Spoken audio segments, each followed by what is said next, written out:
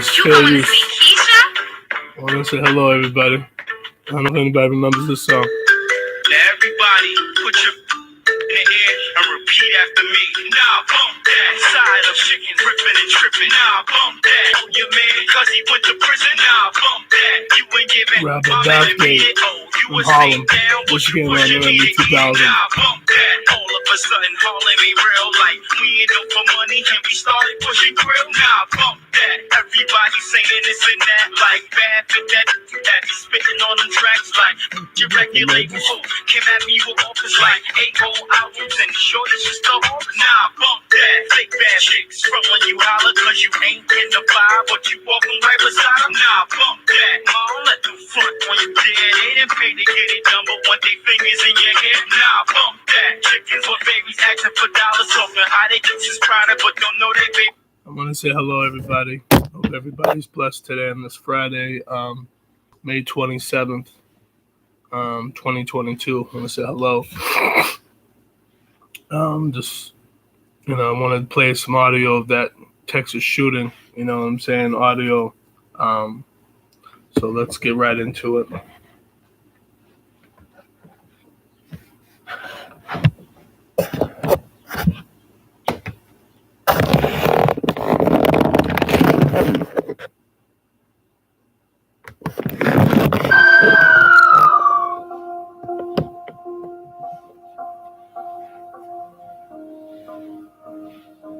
On May 16th, Salvador Ramos turns 18 years old. Then on May 17th, Ramos buys a semi-automatic rifle at a local sporting goods store, and later the next day purchases 375 rounds of ammunition. On May 20th, Ramos purchases a second semi-automatic rifle at the same sporting goods store. As of this time, the only information that was known in advance was posted by the government on Facebook approximately 30 minutes before reaching the school. Then on the morning of May 24th, he sends a social media message showing a photo of a gun, according to a source, and later writes he shot his grandmother. The first thing that happened was that the gunman shot his grandmother in the face. She then contacted police. At 11:32, Ramos drives to Robb Elementary, crashes his vehicle, then hops a fence and shoots at the school from the outside. 6 minutes later, he enters into the west side of the school through an unlocked door.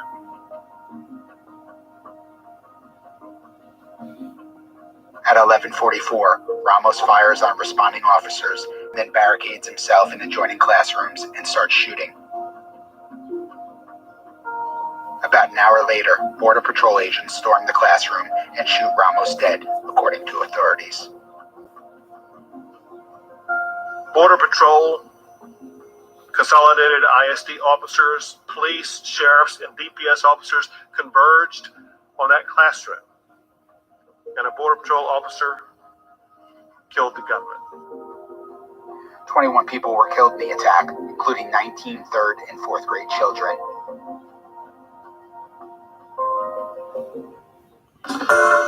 Hi everyone, George Stephanopoulos here. Thank I'm going to play you guys more. Did you see how disgusting this is? See how disgusting this is? Somebody doing that to kids?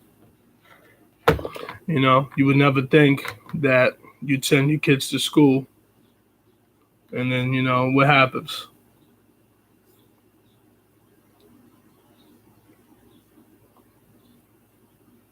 This is crazy to me. Let's walk through the timeline of what happened in Uvalde, Texas on Tuesday.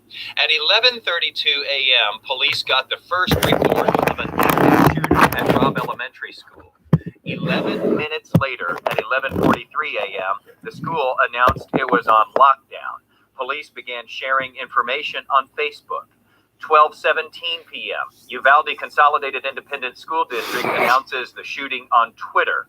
6 minutes later, at 12:23 p.m., the scene was still active and parents were told to pick up their children at the city's Civic Center. 1:06 p.m., The shooter was killed by police after officers broke into the classroom where he was barricaded. That's more than an hour and a half after the first report came in to police. At 2:47 p.m., the first confirmed reports of casualties. A hospital confirmed 2 deaths. Then, less than an hour later, at 3:45 p.m., Governor Greg Abbott confirmed 15 had been killed. At 4:16 p.m., Uvalde police announced the shooter was also dead. Then, later in the evening, the death toll grew. Before 7 p.m., State Senator Roland Gutierrez confirmed 18 children had been killed. We now know that 19 students and 2 adults were shot and killed in that classroom. You see how sick we are? We're in this world today. I don't know what's going on with us. Okay, I don't know what was going on with this guy, in his head, to do that to kids. You know what I mean? It's like I don't know what's wrong with people today. Like that's just like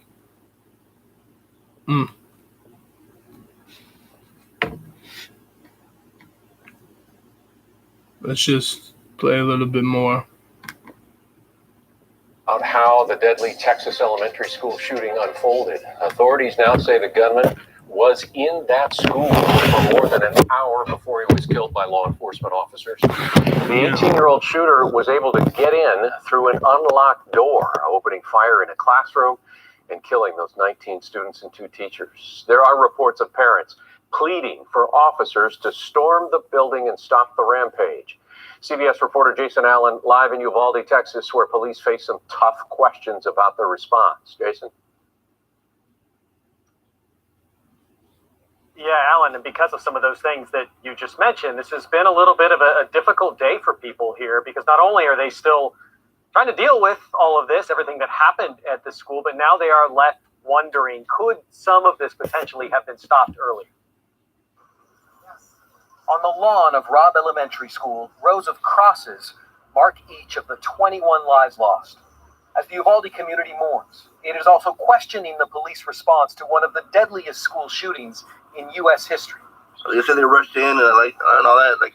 We didn't see that. The director of the Texas Department of Public Safety said the 18-year-old shooter was inside the school for 40 minutes to an hour before a tactical team confronted and killed him. By then, 2 teachers and 19 children had been fatally shot, including Javier Cesares' 10-year-old daughter. I didn't see no preparedness at all. As soon as they heard that gunshot, they should have rushed in. The siege ended when a U.S. Border Patrol team stormed the barricaded classroom. The initial officers, they received gunfire. They don't make entry initially because of the gunfire they're receiving. There is still constant activity here around the school 2 days later, people regularly showing up with flowers and cards, giving them to the patrol officers who are here, wanting to do something to show their concern about what happened. George Rodriguez clutched a picture of his grandson, Jose Flores. He had waited at the reunification center after the shooting, hoping for good news. No, Jose, he didn't show me. Dropping off flowers at the memorial, Rodriguez reflected on the loss of a happy-go-lucky 10-year-old. It's happened too many times, and now it happens to us. It has to stop. For too many in this tight-knit community, what should have been the start of summer vacation is instead the saddest week of their lives. That unlocked back door, that wait to engage with the shooter, these are some of the unanswered questions that state investigators here said today that they want to provide answers to. But Alan, they also asked for time because they want to be able to speak to every officer who was here, find out what they encountered and why they took the actions that they did. Still a lot of questions and emotion. All right, Jason, thanks so much. Well, meanwhile, protests are underway in D.C. Hundreds are demanding that Congress vote on new gun legislation. My main focus is to get a vote on record, figure out who needs to get out in November. But any vote will come after the holiday weekend. Congress members are leaving town for a Memorial Day break. They'll come back to Washington on June 6th. A live look at the U.S. Capitol, where lawmakers from both sides of the aisle just wrapped up a meeting working to find some common ground for new gun laws. 4 Republicans joined 5 Democrats for a working lunch just before leaving town for the holiday. Most senators are saying a vote on gun legislation is a top priority. I think it's not only possible, it's necessary that we work every day, literally every day when we are out of session, because when we're back in session, right away, we need to take votes. From the nation's capital to Southern California's Saugus High, the site of a 2019 school shooting, students across the U.S. are walking out of class to demand action from lawmakers. CBS reporter Natalie Brand spoke to students at a walkout in Arlington, Virginia. From the nation's capital to Wisconsin, students from around the country walked out of class to demand lawmakers do more to protect them from gun violence as the nation grieves the tragic massacre at a Uvalde, Texas elementary school. Being able to rally together and really speak out our minds makes the most difference. Students at Michigan's Oxford High School formed a massive U on their football field nearly 6 months after a fellow student opened fire there, killing 4. We deserve to be safe at school! High school students in Arlington, Virginia walked to a nearby park where they held a 21-second moment of silence for each victim in Uvalde. I was incredibly sad at first, but then I just got angry. Joy Block organized the walkout. She and many other students here are calling for stricter gun laws. What is your message to lawmakers? Please just protect the kids. Our lives are more valuable than a gun. I was taught my very first lockdown drill in first grade. Parker, who's in 11th grade, says his school experience has been marked by fear. Every grade, every class, I remember at least once looking at all the exits. Leah Pigalarga Infante, who moved from Florida, went to grade school not far from Marjorie Stoneman Douglas in Parkland, a massacre that sparked similar walkouts 4 years ago. Thoughts and prayers aren't just not enough at this point. There's too many kids dead. I just don't think it's okay that people should be scared to just live their normal lives. A message these students will continue to share until they say they see action at the national level. Natalie Brand, CBS News, Arlington, Virginia. Returning. So, like I said, honestly, I'm getting tired of hearing about school shootings or getting tired of people getting shot and killed and everybody saying my condolences and all this other bullshit. Giving flowers. What does that mean? That person's life will never come back. Okay? So this is what I say. This is fucking ridiculous. You know what I mean? That guy, I'm glad he got shot, but it's like, that's not enough. Those kids will never come back. You can't, you know what I mean? You can never get them back. And that's the problem now today, that you know what I mean? You see this bullshit that keeps happening time and time again, everywhere in America. We get people purchasing, guns at an alarming rate, using them, you know what I'm saying, to hurt people. Why? Don't get it. You know what I'm saying? Those kids will never come back. Those parents are, you know what I mean, are going to be grieving for the rest of their life until they die. Because some asshole wanted to go, trigger happy and buy a whole bunch of guns and clips. Like I said, prayers and flowers don't mean shit. Okay, we gotta do something more. Okay, because I'm tired of hearing this. Like this is supposed to be a great country, and it's like we keep destroying ourselves every single damn day over what? Okay, always about bullshit all the time, every single day. You don't hear nothing good on the fucking news. You don't hear nothing. It's ridiculous. So, like I said, this is tragic for kids to be going to school to think that, hey, I'm gonna see my parents when I get home, and now they're dead, buried, killed, over what? For going to school, you know what I'm saying? For not doing anything wrong, for being a kid. This world, man, I tell you, just the devil's pit we're playing in, and it's like prayers, flowers, giving, condolences don't mean shit. It sucks. Yes, don't get me wrong, it sucks. If something happened to my son, you know what I mean, or if something happened to my brother or my parents or something, of course I want to be happy. But this is how it is today. Like, you know what I mean? Like this needs to stop. All this violence and all this dumb shit and all this, whatever's going on in the world. Like, I don't know what's wrong with us. But prayers and saying my condolences and I'm sorry don't mean shit. It ain't bringing those kids back. It ain't bringing anybody back.